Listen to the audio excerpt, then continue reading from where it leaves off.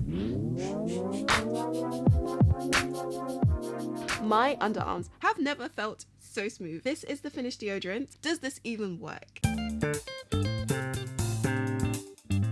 Hi guys, I'm Elise and welcome to Whole Foods Whole You WholeElise. So for this DIY try it or buy it, I'm going to be making bentonite clay deodorant. As you can see, the end product looks pretty convincing. So I'm going to take you through step by step how I make it, and then join me back here to give you the full breakdown on bentonite clay deodorant and whether it's worth trying it or just buying it.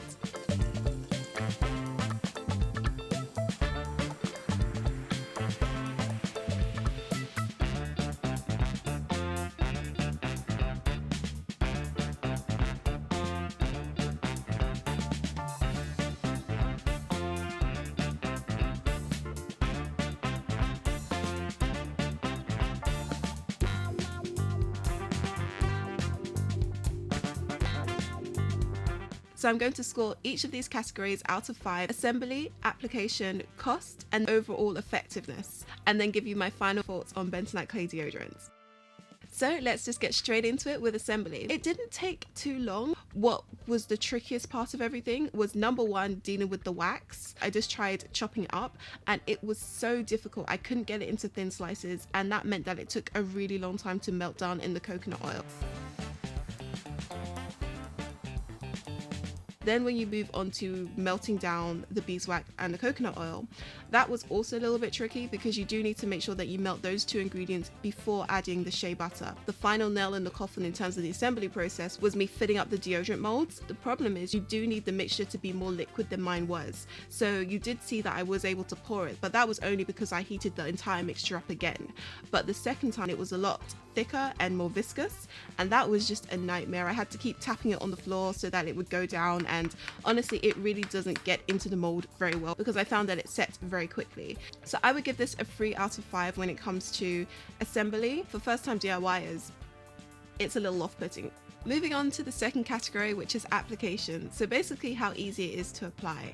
And for me, this is where the bentonite clay deodorant definitely falls short. This dome shape you see is actually part of the deodorant container which I have that makes sure you have a really smooth finish. But when I saw it like this seemed completely set until I tried to use it. So to show you in comparison what it actually looks like when you start using the deodorant, it is no longer dome shaped. It is just far too malleable to be considered a firm set deodorant. You really can't use it like that. As soon as you actually attempt to apply it, it just pushes the deodorant all around. It gets really messy and it doesn't stay put.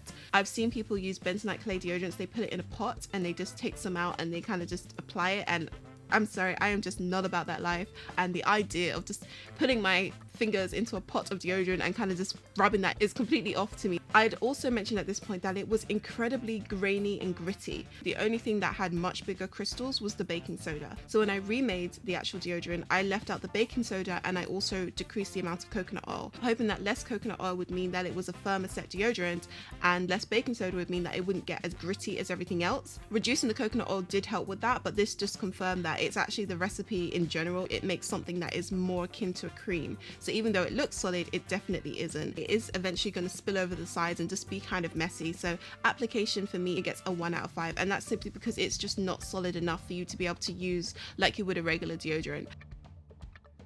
The third category is cost. So considering all the ingredients that you have to buy to make a bentonite clay deodorant, if you're new to this, then you're going to have to buy all of these ingredients just to make this deodorant, and unfortunately they do tend to be quite expensive. Using cold pressed organic virgin coconut oil is actually very expensive when you compare it to using refined versions which just don't have the same sorts of benefits, so that's going to cost money. The same thing with shea butter. Now there were a lot of sort of fake shea butters floating around. Trying to get the raw organic form was actually rather difficult. With the essential oils, again, it does depend on whether or not you already have them, but essential oils are also quite expensive, especially if you want to use more than one.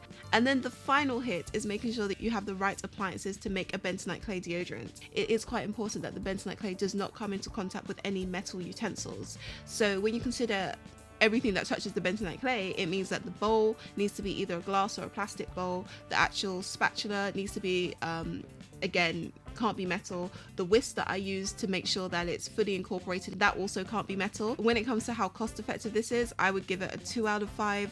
Again, if you are somebody who is actually interested in making natural DIY recipes that use these types of ingredients, then I think it is worth it in the long run. But if this is just like the one thing that you want to make, i.e. a natural deodorant, you are probably going to have to spend quite a lot of money, and it is probably more expensive than a natural deodorant that you could purchase. Okay, and the final, probably most important section of this DIY try it or buy it is overall effectiveness. Does this even work? I so badly want to say yes, but unfortunately I don't think it works that well. I tried 2 versions of this. The first was so grainy and so gritty and so uncomfortable to wear. I actually had to shower again probably after about 4 hours of wearing it just to get that off of me. It was very much a cream, which meant that it took an incredibly long time to dry, and I don't mean like 10 minutes.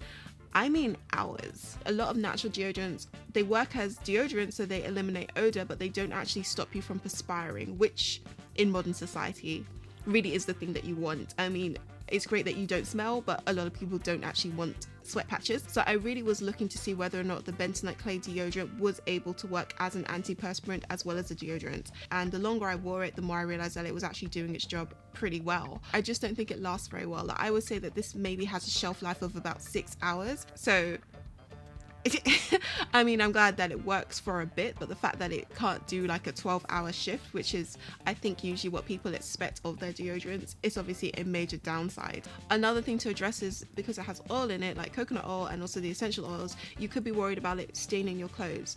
I don't have 100% faith in this product because I do think it is likely that it will stain. How useful is a deodorant that only works for 6 hours and you can't necessarily wear it with anything tight fitting?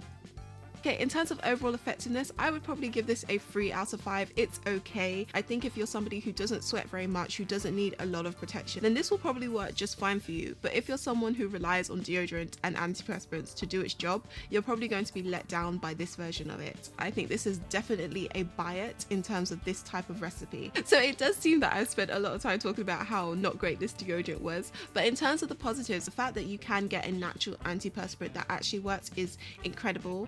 My underarms have never felt so smooth. This would be quite beneficial to use for other areas of your body which you might sweat in but not want to use as strong as a deodorant as commercial brands. But if you are looking for all-inclusive, amazing natural deodorant, I'm still on the hunt for this one. So definitely stay tuned if you are interested in seeing more of my DIY try it or buy it. Anything that's actually good, don't worry, I will definitely let you know. And the aim of this series is actually to try and replace some of the cosmetics, skincare, hair care that I already use and try and find natural alternatives that still do the job but just are a lot better for me. So if that's something that's of interest to you, definitely subscribe to my channel and don't forget to give this video a big thumbs up.